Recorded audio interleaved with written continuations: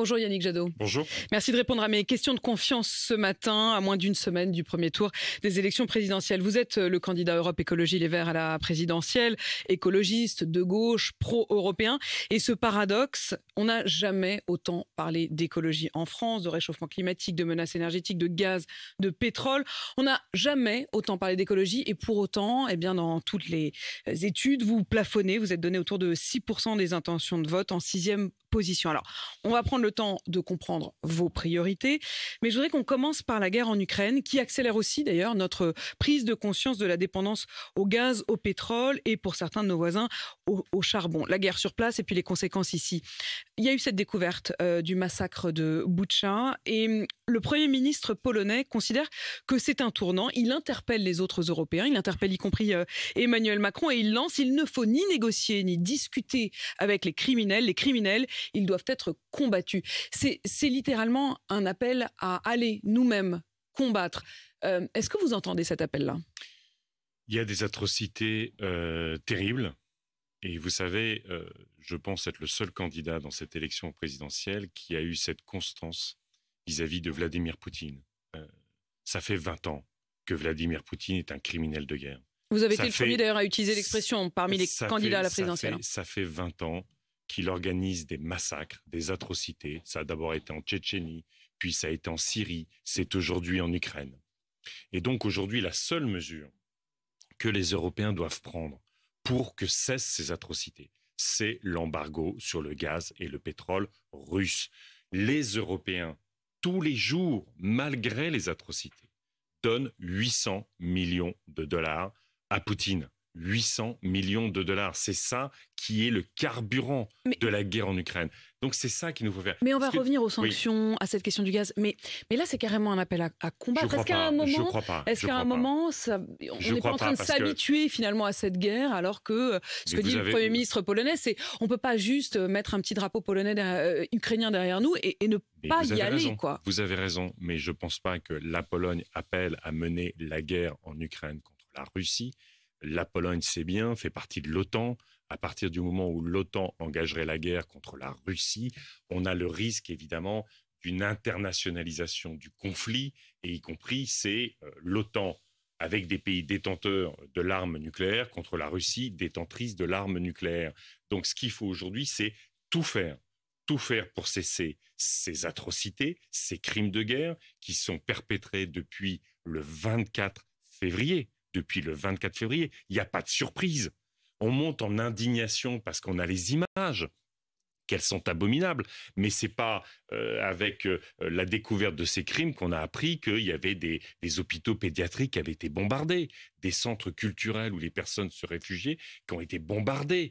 Donc, aujourd'hui, pour que cessent ces atrocités et pour contraindre Vladimir Poutine à retirer ses chars d'Ukraine, il faut l'embargo. Et vous avez vu d'ailleurs Mais vous comprenez le paradoxe. Vous dites l'embargo, et c'est vrai que vous êtes parmi les premiers à l'avoir dit. Alors, on va revenir sur ce qui bloque, et notamment je crois qu'aujourd'hui, les Allemands. Je crois qu'aujourd'hui, je suis seul. Les Allemands disent depuis hier qu'ils sont prêts aussi eux-mêmes à en discuter. Mais pardon, aujourd'hui, c'est pas tellement l'embargo qui menace, c'est finalement les Russes qui vont eux-mêmes fermer le robinet. C'est quand même l'ironie du sort. Oui, l'ironie du sort, c'est qu'en fait, potentiellement, vous avez raison. Parce qu'ils veulent bien dire qu'ils peuvent se passer de nous, puisqu'ils envisagent carrément de couper le robinet. Vous savez, les recettes liées pour la Russie aux exportations de gaz et de pétrole, c'est quasiment la moitié du budget de la Russie. Donc c'est absolument considérable. Non, parce que c'est pas comme ça. Le gaz, vous ne l'envoyez pas comme ça, il faut des pipelines, non.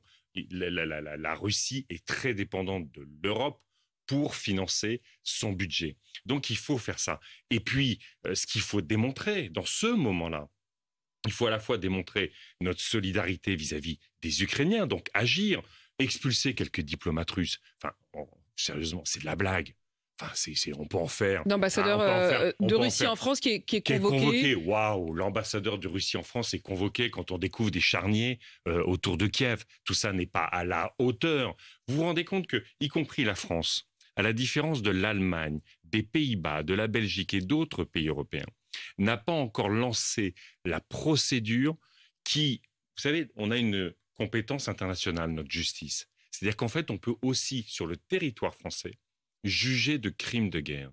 Et la France, le gouvernement n'a pas déclenché cette capacité à pouvoir juger de crimes de guerre si on peut arrêter des complices de crimes de guerre. Le ministre de la Justice a quand même tweeté hier que la France allait aider l'Ukraine notamment à avoir toutes ces preuves, collecter les preuves. Très bien qu'on aide l'Ukraine à collecter les preuves.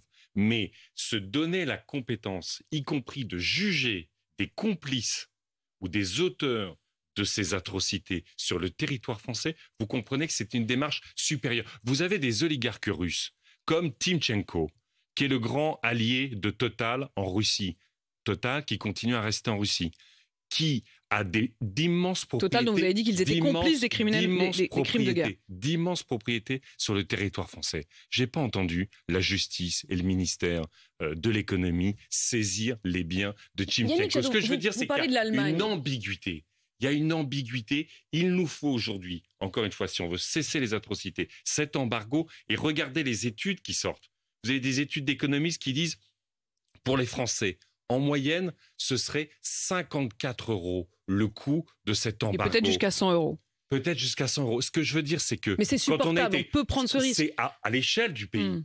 Il faudra aider les secteurs impactés. Il faudra aider, évidemment, nos compatriotes qui seraient impactés sérieusement par ça. Mais Yannick Jadot, le problème, c'est pas nous. Le problème, c'est pas nous. Le problème, c'est quand même aussi les Allemands. Mais c'est tout. Yannick Jadot, est-ce qu'on n'est pas en train de payer dans cette histoire? Parce que ceux qui ont le plus rechigné à l'idée de mettre cette idée d'embargo sur la table, ce sont les Allemands qui sont très dépendants. Est-ce qu'on n'est pas en train de payer le refus de l'Allemagne d'avoir du nucléaire, la sortie du nucléaire de l'Allemagne, son extrême dépendance à la Russie? Tous les pays, beaucoup de pays européens sont très dépendants par rapport à la Russie. Y compris aujourd'hui, vous avez des pays qui sont très très dépendants, qui demandent l'embargo, notamment les pays baltes. Bon. Ce que paye l'Allemagne, ce que nous payons tous, c'est notre addiction aux énergies fossiles, vous avez raison. Mais c'est le président Macron qui, il y a quelques semaines... Sauf que nous, on est plus indépendants qu'eux, quoi. Attendez, non, parce que surtout, nous, on dépend plus de l'Algérie et de la Norvège. Tant mieux dans la circonstance. Mais c'est le président Macron qui a soutenu l'implantation de Total et le développement des activités de Total en Russie. C'est le président Macron qui, il y a quelques semaines, nous disait que le gaz était une énergie verte qui devait bénéficier de l'argent public. Et le président Macron, comme les présidents français précédents, ont soutenu tous les pipelines amenant le gaz de Russie. Alors maintenant, voyons ce que vous feriez. Voyons ce que vous feriez. C'est que nous, ce qu'on doit faire au niveau européen, on a la dépendance aux énergies fossiles et les atrocités en Ukraine. De l'autre côté, on a la communauté scientifique qu'on désigne par le GIEC, qui nous dit on a 3 ans pour passer tellement à l'échelle supérieure sur la lutte contre le dérèglement climatique et éviter le chaos qu'on constate dans notre agriculture, qu'on constate dans les inondations, la sécheresse sur plein de territoires français et la canicule que prévoient les météorologues. Et donc, moi j'appelle à la mobilisation générale de l'économie européenne et de l'économie française. Et c'est à ça que ça sert de voter écologiste dimanche. On va isoler les logements. Les Français ont été abandonnés face à leurs factures de chauffage et d'électricité. Eh ben, nous allons isoler les logements des Français. Ils paieront moins d'électricité et on sera moins dépendant du gaz. On va déployer les énergies renouvelables, dont le GIEC, comme l'Agence internationale de l'énergie, conviennent que ce sont les seules énergies de paix et d'indépendance. Et je voudrais qu'on s'arrête un instant là-dessus, c'est pour ça qu'il faut voter écolo. Je voudrais qu'on s'arrête un instant là-dessus. Excusez-moi, vous avez commencé l'entretien en disant on n'a jamais parlé autant d'écologie. Pardonnez-moi. Vous êtes d'accord ? Non. Les sondages, les enquêtes qui sont faites sur le débat médiatique et le débat politique, le climat, c'est 3% du débat médiatique. Donc, on ne peut pas dire qu'on a parlé du climat dans cette campagne. Dans les préoccupations des Français, ça arrive en 6e position. Je suis parfaitement d'accord. Dans les préoccupations des Français. Mais 6e position, c'est pas très haut, franchement, Yannick Jadot. Mais ce que je veux dire... Mais attendez, on verra dimanche. On verra dimanche. Vous savez, on entend, selon les enquêtes, 30, 40, 50% des Français seraient indécis. On a un président de la République qui refuse le débat. C'est incroyable. Une élection présidentielle, un président de la République sortant qui refuse le débat. Il a une responsabilité pour vous aujourd'hui. Bien sûr, c'est grave dans ces moments d'inquiétude et de colère des Françaises et des Français. Ils s'interrogent sur le monde. On a eu la crise des Gilets jaunes. On a eu la pandémie et on a encore la pandémie. On a la guerre en Ukraine. Les Françaises et les Français attendaient ce débat politique, attendent de ce débat politique. Alors ce débat, cela dit, il a lieu de manière morcelée, mais il a quand même lieu chaque matin, puisque vous pouvez tous exprimer bien sûr. votre programme. Vous le disiez, il faut davantage d'énergie renouvelable. Je voudrais simplement savoir comment vous ferez pour faire face. On a vu hier matin un moment d'extrême tension entre la production d'électricité et la consommation des Français, avec notamment un retour du froid, et on a tous reçu des mails pour nous dire qu'il fallait baisser le chauffage et pas faire tourner la machine. Vous, comment vous feriez? Parce que si j'ai fait un peu les comptes, vous proposez donc en 2027, vous proposez 60, alors c'est des térawatts, 60 térawatts faits par l'éolien, 32 térawatts de biométhane, mais tout ça, en fait, ça n'arrive pas. Ça arrive très très loin de ce qui est l'électricité produite aujourd'hui et qui déjà ne suffit pas, qui est de 537 térawatts. Le compte n'y est pas. Mais c'est parce qu'en fait, on fait une transition. Ça, vous parlez des énergies renouvelables que j'installe. Et c'est pour ça que si les Français le décident... Mais dans le même temps, on est bien d'accord que vous allez fermer des centrales. Non, attendez.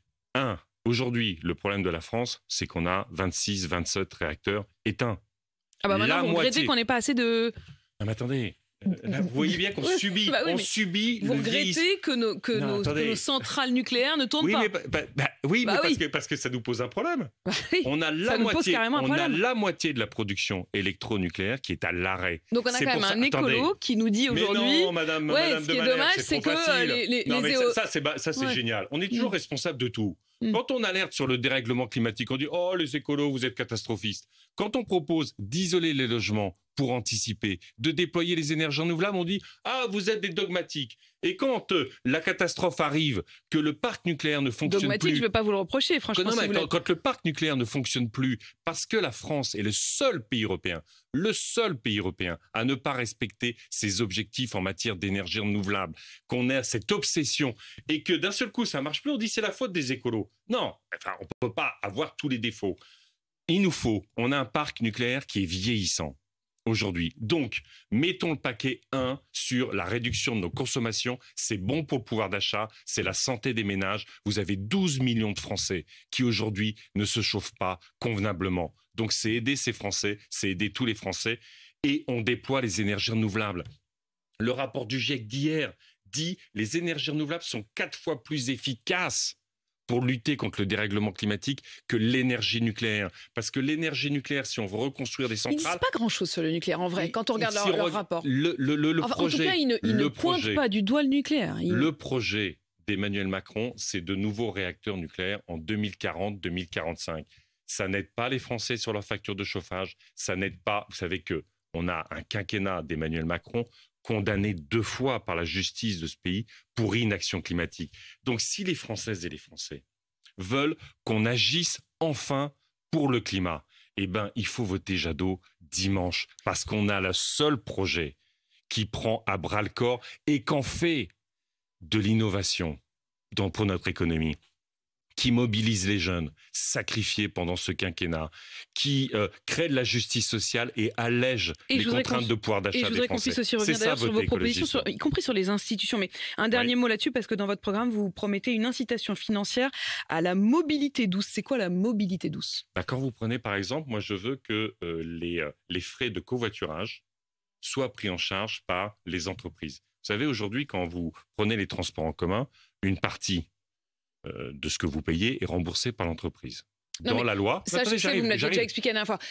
Mais la mobilité douce, c'est quoi? C'est les vélos, c'est le covoiturage, c'est tous les systèmes alternatifs à la voiture individuelle. C'est tout ce qui permet à la fois de réduire les pollutions, de réduire les coûts de transport. Est-ce qu'au fond, si on vous prend au mot, vous ne seriez pas assez d'accord avec ce qui avait été reproché à la ministre du Logement, Emmanuelle Wargon, qui avait dit qu'au fond, on arrivait au bout de la logique du pavillon, de la maison individuelle? Est-ce qu'au fond, il faut mettre fin à ce développement, à ce modèle de la maison individuelle? Il ne faut pas forcément mettre un frein ou stopper la maison individuelle. Ce qu'il faut faire, c'est remettre... Quand on a une maison individuelle et que vous nous parlez de mobilité douce, c'est pas... Non. On a piégé les Français dans des mobilités contraintes. Pourquoi? Parce qu'on leur a dit, parce qu'on n'a pas agi sur la construction de logements et sur l'encadrement des loyers dans les zones tendues. Donc beaucoup de Françaises et de Français sont obligés de faire 10, 20, 30 kilomètres pour aller travailler parce qu'ils ne peuvent pas accéder à un logement accessible du point de vue du prix. On a fermé les magasins de centre-ville. Nous, on s'est battu contre le développement des zones commerciales éloignées des centres-villes. On se bat pour aujourd'hui, moi, vous savez que j'ai une proposition, y compris d'obligation d'installation dans les déserts médicaux pour les médecins. Vous avez 8 millions de Français qui n'ont pas accès à un médecin. Et donc, à partir du moment où vous rapprochez les services publics, vous rapprochez les emplois, vous rapprochez l'activité économique, vous avez moins de mobilité contrainte. Quand on remet de l'activité en centre-ville, dans les bourgs, Moi, je dans veux les bien, villages... mais dans ces cas-là, allez jusqu'au bout de votre logique et dites en effet que le modèle de la maison individuelle est un modèle que vous ne soutenez plus. L'extension partout, sur tous les territoires, ce qu'on appelle l'artificialisation des sols, ce qui fait qu'on tue nos dernières terres agricoles ou la dernière nature, c'est pas un modèle soutenable. Je voudrais qu'on puisse parler. Ça, c'est une évidence. Je voudrais qu'on puisse également parler de santé. Vous l'avez parlé, vous venez d'évoquer la question des déserts médicaux. Sur RMC ce matin, l'avocate des plaignants d'Orpea annonçait que 80 plaintes allaient être déposées. Est-ce qu'avec vous, vous ferez en sorte est-ce qu'il faut sortir la question de la dépendance? Est-ce qu'il faut sortir la question des EHPAD de ces entreprises privées à but lucratif? Dans mon projet, j'interdirai toute nouvelle autorisation d'EHPAD à but lucratif. Vous interdisez les futurs, est-ce que vous interdisez aussi ceux qui existent? On transformera progressivement ce qui existe en système public ou mutualiste ou coopératif, bref, à but non lucratif. On a un système qui a spéculé sur la perte d'autonomie. Au fond, vous vous rendez compte, gagner en construisant la perte de dignité de nos aînés est profondément indécent. Et pourtant, ce système a été sacrément soutenu par les gouvernements précédents. Il faut se souvenir d'Emmanuel Macron promouvant le développement d'Orpea en Russie, en Chine. C'est pour vous dire à quel point, dans ce quinquennat qui s'achève... Ils ont une complicité, vous estimez, aujourd'hui en tout cas, tout le monde savait. Tout le monde savait. Le côté « Oh, tiens, on découvre que nos aînés sont maltraités », ils savaient. Moi, ce que je veux, c'est faire qu'il y ait un accompagnant pour un pensionnaire dans les maisons d'EHPAD, qu'on aide les personnes à rester à la maison. Et qu'on ait des lieux. C'est aussi ce que dit Emmanuel Macron aujourd'hui, quand il dit « ma prime adapte », c'est-à-dire pour adapter les logements. D'accord, mais c'est bien. Enfin, il a gouverné 5 ans. Vous êtes d'accord, quoi. Il a gouverné 5 ans, Emmanuel Macron. Il a soutenu ce système d'EHPAD à but lucratif. Il n'a rien fait pour renforcer l'accompagnement dans les EHPAD. Et il n'a pas soutenu, y compris le minimum vieillesse, comme le seuil de... moi, je veux porter le minimum vieillesse à 1 100 €. Et je veux que, quand vous avez fait une carrière complète, vous n'ayez pas moins que le SMIC. C'est le moindre... SMIC que vous, d'ailleurs, vous voulez porter à 1 500 €. La santé, pour nous... J'étais il y a quelques jours à Ivry-sur-Seine. C'est une commune à la frontière de Paris, à côté d'un incinérateur, à côté du périphérique. Les enfants, ils souffrent massivement d'asthme. On a eu des études qui ont dit dernièrement que la pollution de l'air, qui tue jusqu'à 100 000 personnes dans notre pays, empêchait le développement des cerveaux des enfants. Eh bien, moi, je ferai en matière de santé une priorité sur la malbouffe, trop de surpoids, d'obésité, de diabète. On mettra du sport, on mettra de l'alimentation bio dans les cantines. La pollution de l'air, je l'ai dit, c'est aussi la sortie des pesticides. On voit combien j'étais dimanche dernier avec toute l'équipe du film Goliath. Si vous n'avez pas vu ce film, il est formidable sur les lobbies des pesticides et les maladies qui se développent. Donc allez voir Goliath et votez Jadot. Votez Jadot parce que si vous voulez un quinquennat d'intérêt général de la santé, eh ben dimanche, il faut voter effectivement écologiste. Yannick Jadot, on a appris hier que Jacqueline Jankel, qui était une militante du droit à mourir dans la dignité, comme elle dit, s'est donné la mort. Est-ce que vous légaliseriez le suicide assisté? L'euthanasie, oui. Le suicide assisté, faut qu'on a... Enfin, ce qu'est l'euthanasie, le suicide assisté, bon, il faut aujourd'hui que ce dernier moment de vie, c'est pas n'importe quel moment. Et moi, à partir du moment où des femmes et des hommes ont fait ce choix, ont déclaré ce choix, il faut effectivement les aider à mourir dans la dignité et incontestablement, nous offrirons ce droit. Vous avez entendu évidemment parler de Jérémy Cohen, tout le monde en parle depuis hier matin. C'est ce jeune homme mort percuté par un tramway à Bobigny alors qu'il tentait de fuir en réalité ses agresseurs. C'est la famille qui a dû elle-même réunir les différentes preuves avec deux questions qui se posent. Un, est-ce que la famille a été abandonnée dans cette histoire parce que en effet c'est elle qui a dû mener en quelque sorte l'enquête. Et deux, est-ce que vous diriez à ce stade qu'il pourrait s'agir d'une forme de crime antisémite? Écoutez, l'enquête doit le dire. J'ai entendu la famille, j'ai entendu le désespoir de cette famille, au fond, qui a elle-même essayé de savoir la vérité et qui n'a pas été beaucoup aidée pour savoir la vérité. Et donc, au fond, c'est leur appel qui a permis de trouver ces vidéos qui montrent incontestablement une agression avant que ce jeune homme soit percuté par un tramway. La famille, aujourd'hui, rejette le crime antisémite. Je pense que c'est l'enquête qui doit le faire. Ça serait absolument abominable parce qu'on sait qu'a priori ce jeune homme portait régulièrement la kippa. Donc, la kippa a été retrouvée à quelques mètres de lui et il faudra savoir si c'était la sienne. Donc mais c'est à l'enquête de le faire. Mais il y a deux choses dans cette affaire-là. Il y a à la fois les moyens qu'a aujourd'hui la police pour enquêter. On ne peut pas laisser, quand j'en discute avec les policières et les policiers, avec leurs syndicats, ils sont, si vous voulez, ils sont désespérés. Ils sont désespérés de ne pas avoir les moyens d'enquête. En permanence, on leur impose de la paperasse. On leur impose en ce moment de faire les procurations de vote. Est-ce qu'on doit mobiliser des policières et des policiers pour des procurations de vote? Est-ce que ça ne peut pas se faire dans des services administratifs? Par ailleurs, ils n'ont pas les moyens d'enquête. Ils n'ont pas les moyens d'être sur la voie publique. Et donc, vous voyez bien, quand les écologistes porte un projet de sécurité différent que cette politique du chiffre, cette politique qui malmène nos policières et nos policiers et les empêche de faire le travail d'enquête. Eh bien, il faudra qu'il y ait une enquête aussi, dans ce cadre-là, pour savoir quels ont été le temps possible et les moyens qu'a pu déployer la police pour enquêter, parce qu'on ne peut pas laisser les familles dans cette situation-là. Le vote aura lieu dimanche, évidemment, donc on ne peut rien présager, mais dans les études, en tout cas, il semble que pour l'instant, vous seriez autour de 6e. Si, donc, vous n'êtes pas au second tour, est-ce que vous vous dites, j'aurais dû faire alliance peut-être avec un Jean-Luc Mélenchon, j'aurais dû faire alliance. Est-ce qu'avec le recul, cette folle campagne, notamment à gauche, où on a eu tout d'un coup Christiane Taubira qui est sortie du chapeau, où on a eu Anne Hidalgo, vous vous dites pas, on aurait quand même peut-être dû se mettre d'accord? Écoutez, moi, il y a un an, je réunissais tout le monde autour de la table pour construire un projet commun. Ni Jean-Luc Mélenchon, ni Anne Hidalgo n'ont souhaité faire ce travail en commun. Après, il ne vous a pas échappé que sur les questions internationales, on n'a pas la même vision que Jean-Luc Mélenchon.